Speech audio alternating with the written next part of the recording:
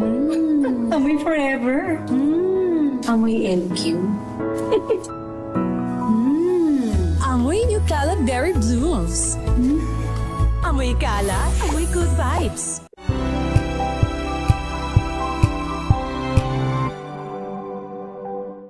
We've got you covered. From the hottest hits, exclusive interviews, kilig to the bones fan meet experience, and hataw performances of your favorite stars. Saturdays, 12 noon, dito lang sa DZRH TV.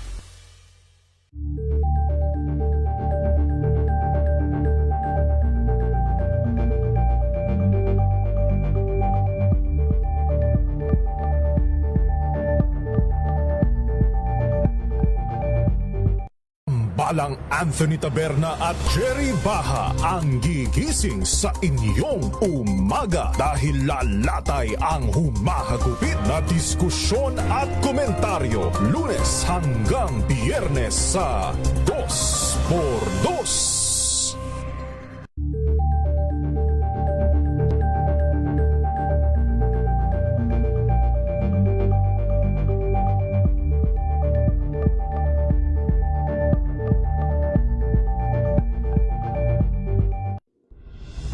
Tuloy-tuloy ang pagtulong, tuloy-tuloy ang pagseserbisyo at tuloy-tuloy ang balitaan kasama si May Binauhan sa Operation Tulong mula Lunes hanggang Biyernes.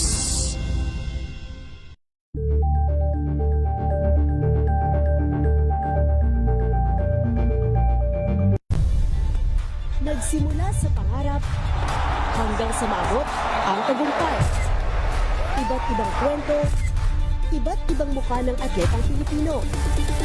Mas pinatindi, mas pinalakas, at mas pinaaksyon sa Match Point tuwing Sabado, 12:30 ng tanghali sa DZRH TV.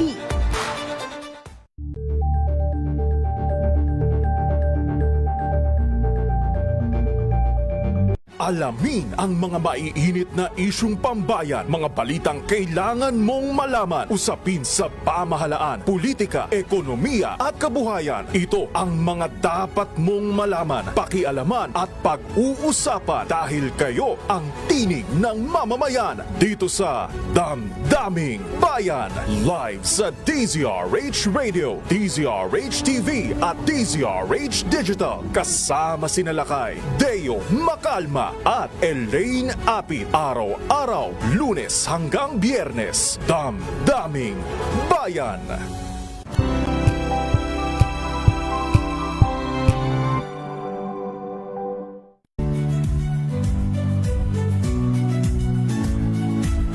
Magandang araw mga kaibigan. Ito po ang inyong balerina ng bayan, si Lisa Macuha Elizalde, na nag-aanyaya sa inyong samahan kami at ang aming mga espesyal na panauhin para sa kalahating oras ng masayang kwentuhan sa aming programang Art to Art, kung saan ang usapang sining at kultura ay para sa lahat. Huwag kaliligtaan, tuwing linggo, alas 3:30 ng hapon, dito lamang sa DZRH Radio, DZRH TV, at via online streaming.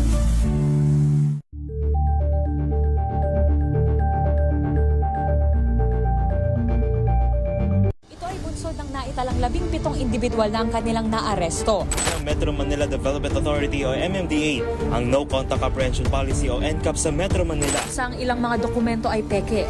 Hindi rin legal ang employment na ipinangako sa kanila. Sa mata ng batas, mananagot ang sangkot at may sala.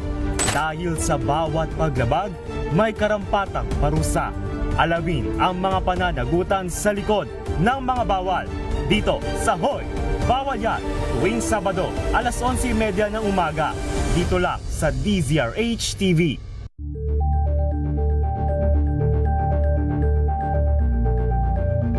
Mga kalunas, dahil sa inyong pagtitiwala, ang Lunas ay may extension na. Lunas Extension.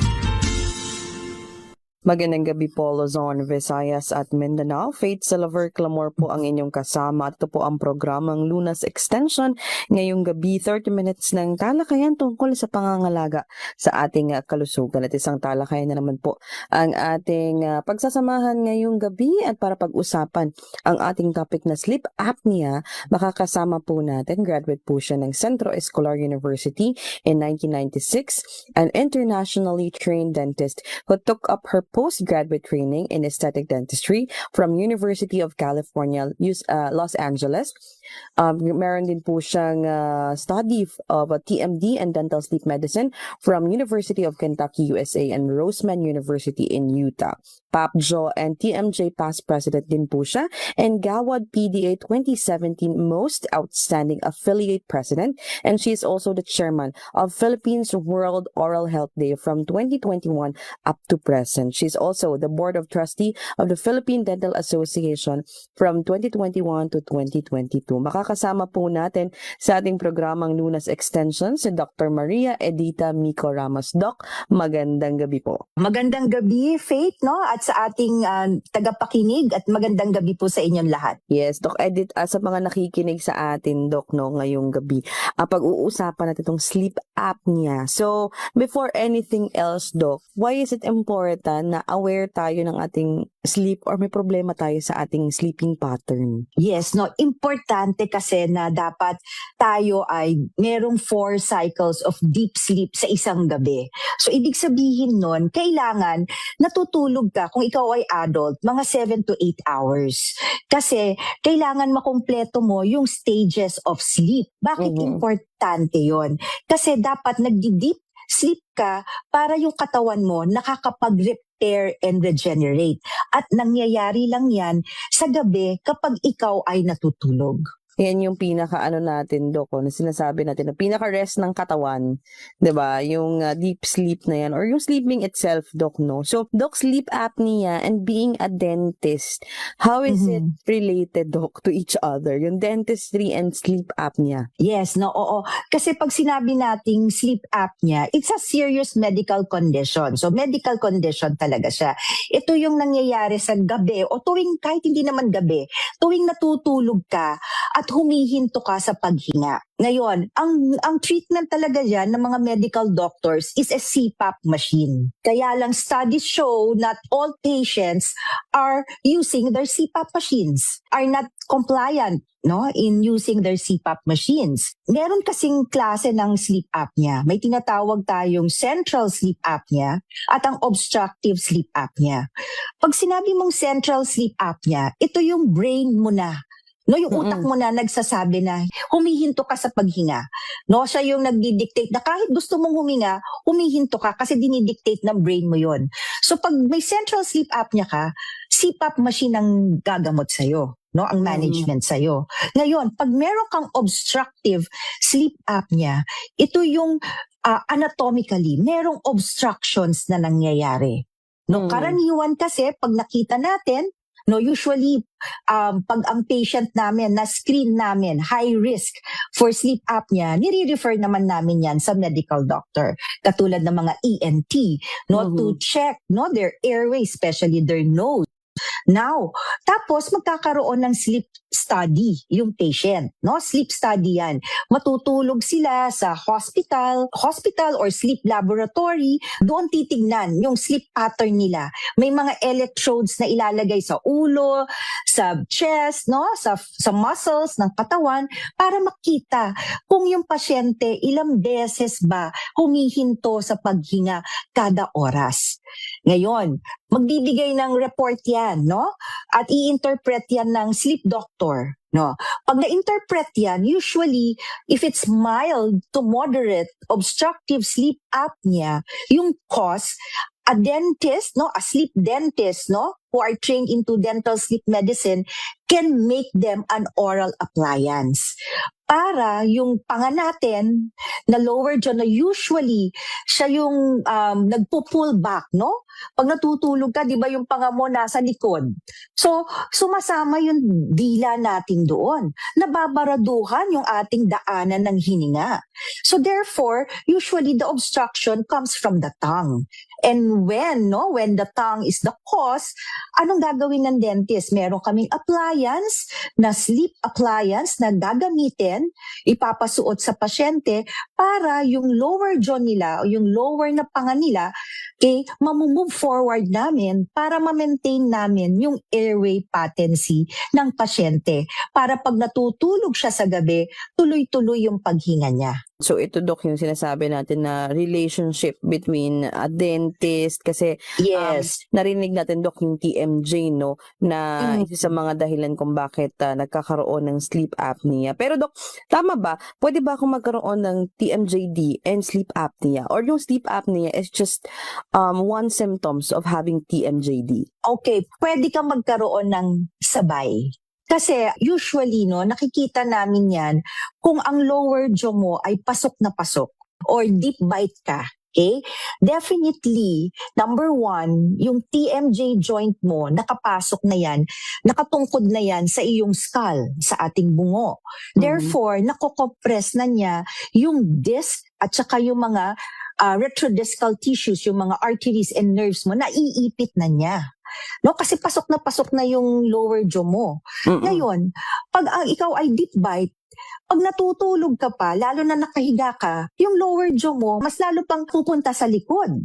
Pag pumunta yan sa likod, kasama na naman yung dila mo. So usually, pag merong deep bite ang pasyente, maliit ang kanilang panga, usually meron sila pareho, TMD and sleep apnea. So Doc, ano ba ang mga common symptoms of having TMJ disorder and sleep apnea? Kasi sabi mo nga, pwede silang mag-coexist, diba? And pwedeng dahil meron kang TMJD, talagang problematic yung sleep mo. So ano ba yung mga dapat i-observe, Doc, ng mga nakikinig at nanonood sa atin ngayong gabi, no? Para masabi nila na baka nga meron akong sleep apnea or baka meron akong TMJD. Yan, oo. So, unang-una, syempre kailangan screening natin yan. Usually, pag meron kang TMJD, yun yung nagkiklik, lumalagotok, masakit ang iyong panga. Ngayon, paggising mo sa umaga, parang ngalay na ngalay ang iyong panga. At ang sakit-sakit ng ulo mo. Now, usually yan, combination na yan. Iti-check namin, bakit pag nagigising ka, sumasakit ang ulo mo? Bakit pag nagigising ka, doon nangangawit ang iyong panga? So, malamang i-check natin ang iyong sleep. Okay? Ano yung nangyayari sa gabi? Bakit nagko-contribute dito sa pagsakit ng iyong panga, lalo na sa umaga? At sumasakit ang iyong ulo, lalo na sa umaga. Yun na yung correlation namin, may TMD and sleep. And lalo na, pag sinabi ng pasyente, malakas ako mag-snore, Doc. Pag natutulog ako, malakas akong humilik, At naririnig na yan ng mga kasama ko sa bahay.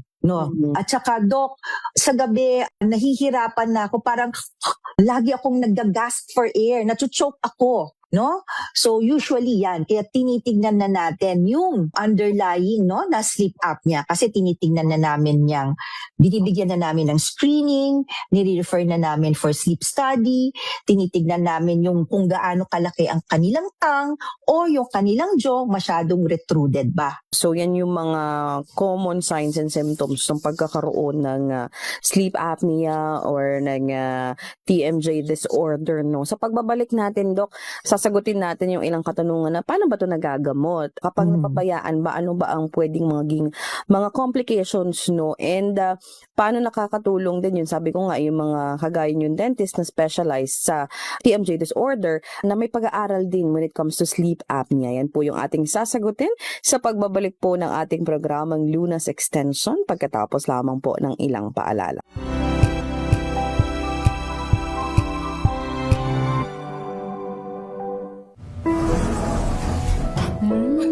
Amoy forever. Amoy LQ. Amoy New Caleb Berry Blooms.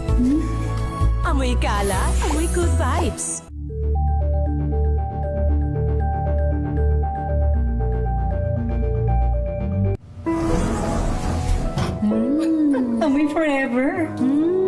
Amoy LQ. Amoy New Cala Berry Blooms. Amoy Cala, amoy good vibes.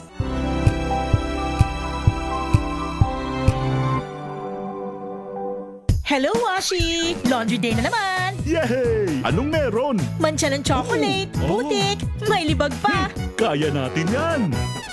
With Pride Washing Machine Detergent, may triple stain-away formula. Tanggal ang makapit, madikit, at madupit na dumit mancha. Kaya easy-easy ang labada. Mula noon hanggang ngayon! All you need is pride. All you need is pride. ACS.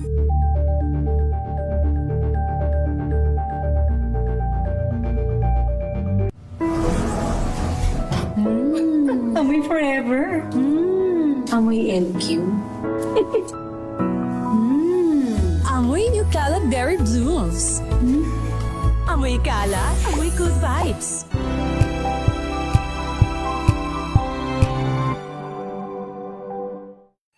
Mga balitang gigising sa inyong umaga. Mga balitang kailangan mong malaman. Mapapakinggan sa ACS Balita sa 2x2. Kasama sina Anthony Taberna at Jerry Baha. Lunes hanggang Biyernes.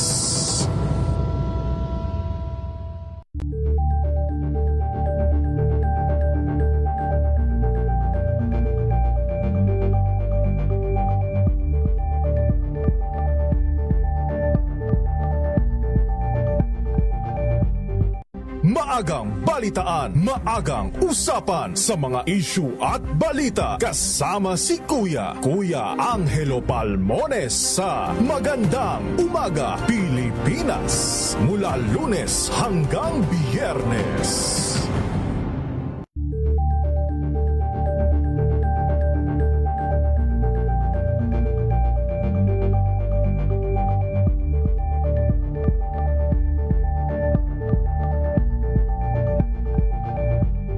We've got you covered.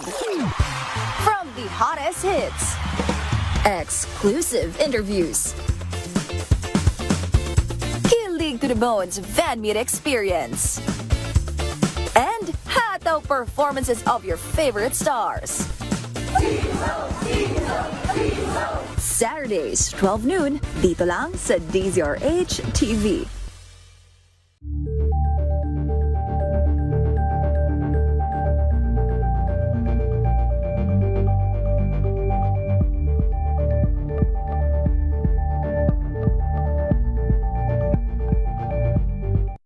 Balang Anthony Taberna at Jerry Baha ang gigising sa inyong umaga dahil lalatay ang humahagupit na diskusyon at komentaryo. Lunes hanggang Biyernes sa 2x2.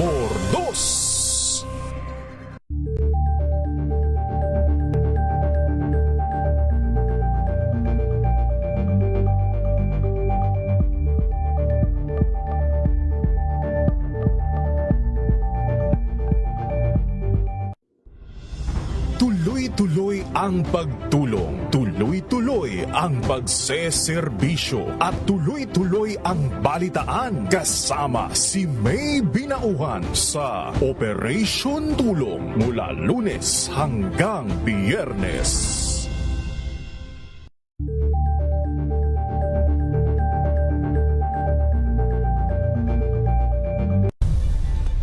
Nagsimula sa pangarap hanggang sa maabot ang tagumpay. Iba't ibang kwento, iba't ibang mukha ng atletang Pilipino. Mas pinatindi, mas pinalakas, at mas pinaaksyon sa Match Point tuwing Sabado, 12:30 ng tanghali sa DZRH TV.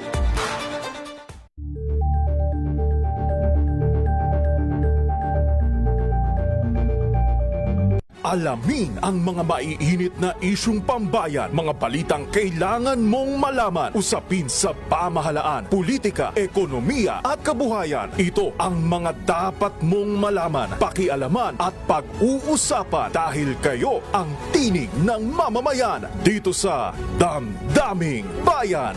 Live sa DZRH Radio, DZRH TV at DZRH Digital. Kasama sina Lakay, Deo Makalma at Elaine Apit. Araw-araw, Lunes hanggang Biyernes. Damdaming Bayan. Mga dagdag na kaalaman at usapang pangkalusugan. Lunas Extension. Nagbabalik po ang ating programang Lunas Extension. Tuloy-tuloy ang ating talakayan tungkol sa sleep apnea. So, Doc, may questions lang tayo. Sino ang madalas na nagkakaroon ng sleep apnea? Is this common to adults or pwede rin daw po ba ang mga bata? Yes, no, pwedeng-pwede ang mga bata, no. We call it pediatric obstructive sleep apnea, no. Iba ang karaniwang signs and symptoms sa bata, iba rin yung sa matanda. May pagkakapareho pero meron din pagkakaiba. So sa mga bata, do kasi na-discuss natin yung mga signs and symptoms kanino for adults yun, Doc, no. So Yes, paano ba oo. ma-observe ng mga parents, Doc, na baka nga may sleep apnea or may problema sa TMJ ang kanilang mga anak? Okay, una muna sleep apnea talaga pag bata kasi ang TMJ ng bata nagde-develop pa yan eh. So usually hindi pa masyado, no? Now, karaniwan sa sleep apnea sa kids, no, syempre number 1 yung obvious na snoring, malakas na paghilik.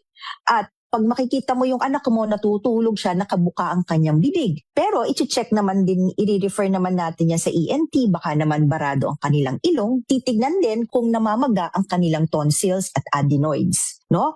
Pero usually sa bata, ano yung tinitignan namin, no?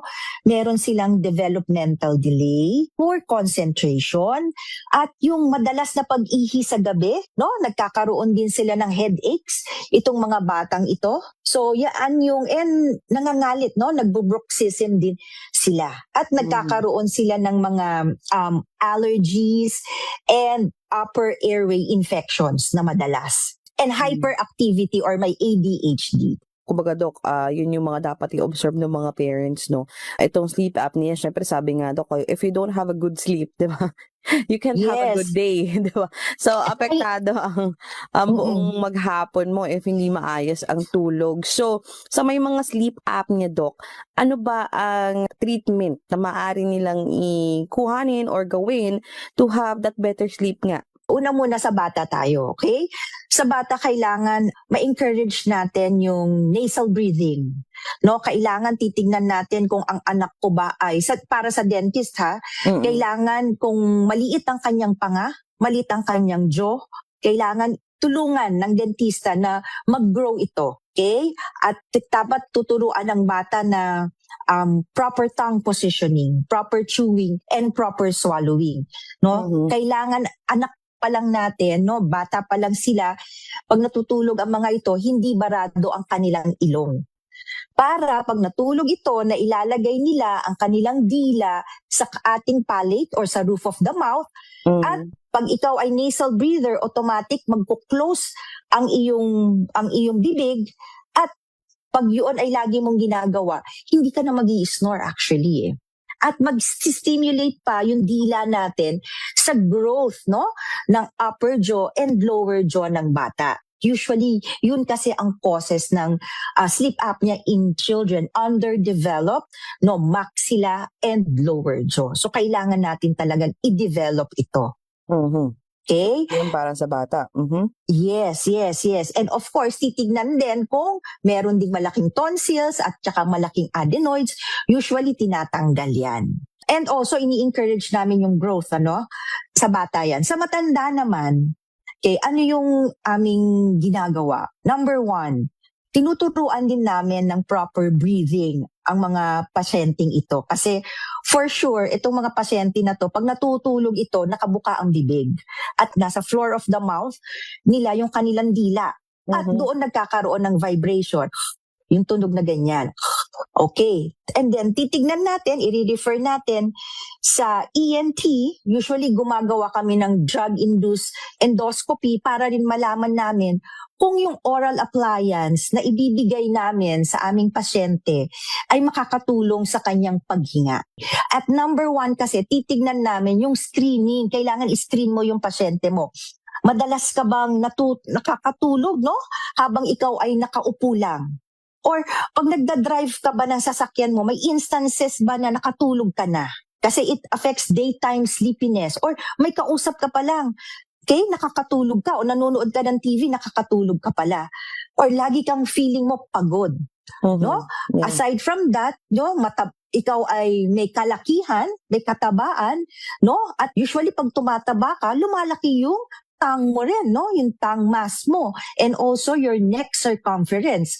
Pag lumaki ang ating neck, nababaraduhan yung daanan ng hangin. So dapat inaayos din natin, no? Yung nutrition at diet ng mga pasyenteng ito.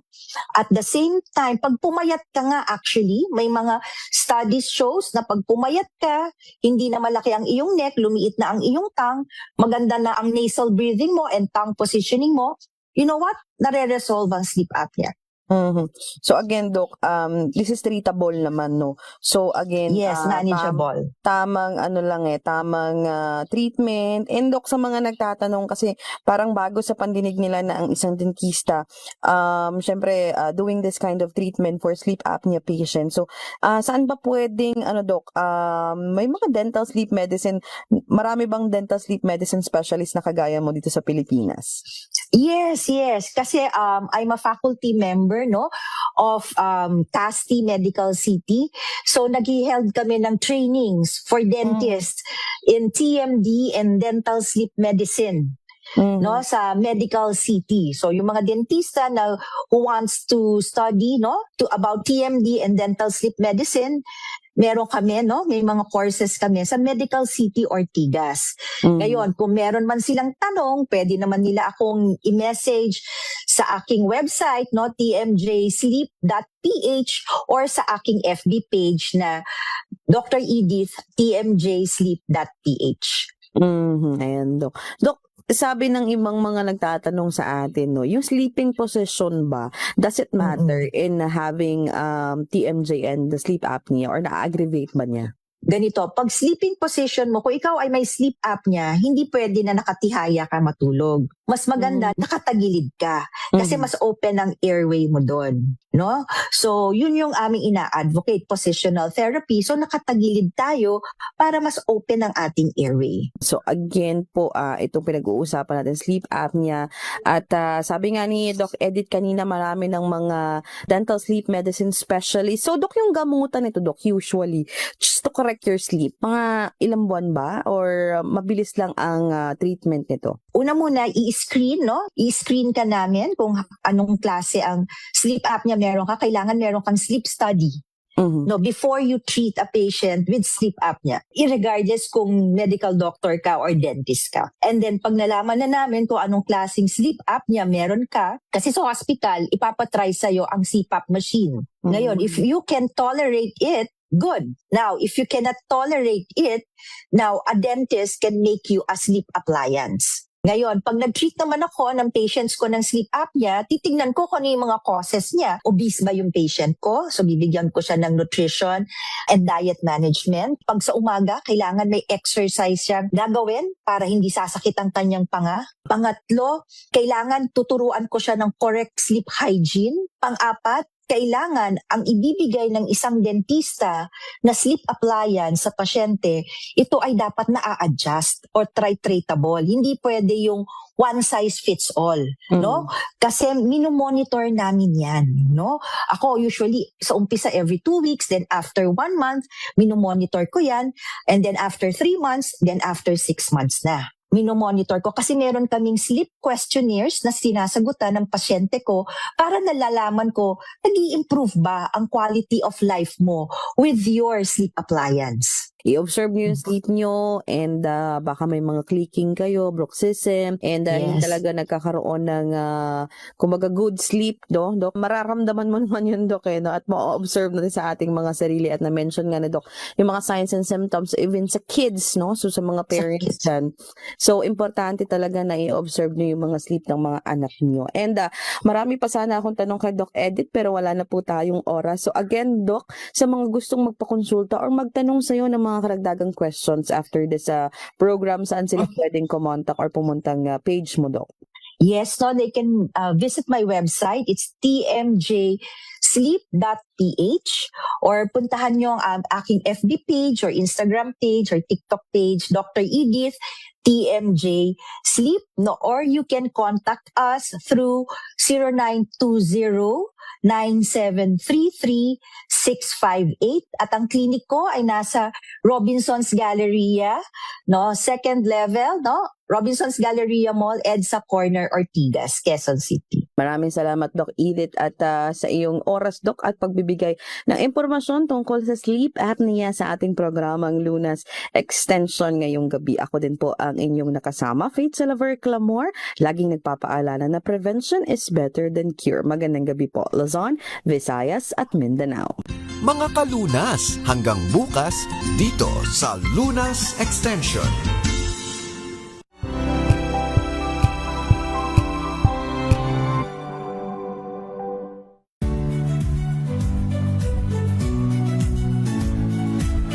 Magandang araw mga kaibigan.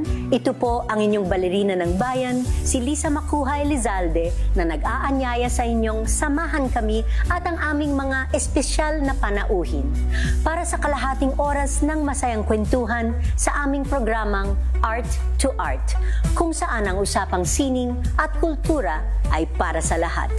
Huwag kaliligtaan, tuwing linggo, alas 3:30 ng hapon, dito lamang sa DZRH Radio, DZRH TV, at via online streaming.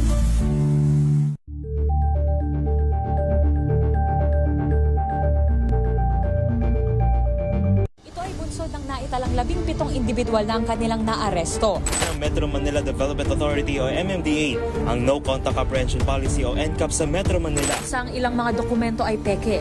Hindi rin legal ang employment na ipinangako sa kanila. Sa mata ng batas, mananagot ang sangkot at may sala. Dahil sa bawat paglabag, may karampatang parusa. Alamin ang mga pananagutan sa likod ng mga bawal. Dito sa Hoy! Bawal Yan! Tuwing Sabado, alas 11:30 ng umaga. Dito lang sa DZRH TV.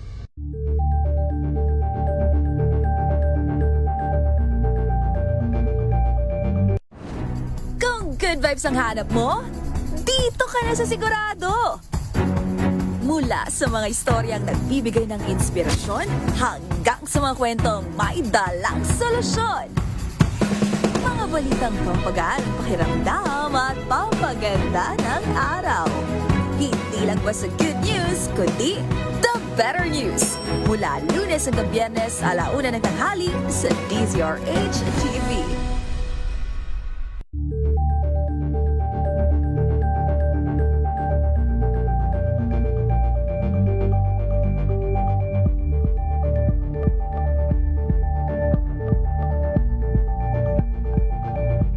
Curious ka ba sa maraming bagay? Kami na ang bahala dyan. Aalamin, tutuklasin at bibigyang linaw namin ang mga katanungang bumabagabag sa inyong isipan. Sa programa kung saan ang bawat sagot ay galing lamang sa mga eksperto. Ang Expert's Opinion, tuwing linggo alas 3 ng hapon, dito lang sa DZRH TV.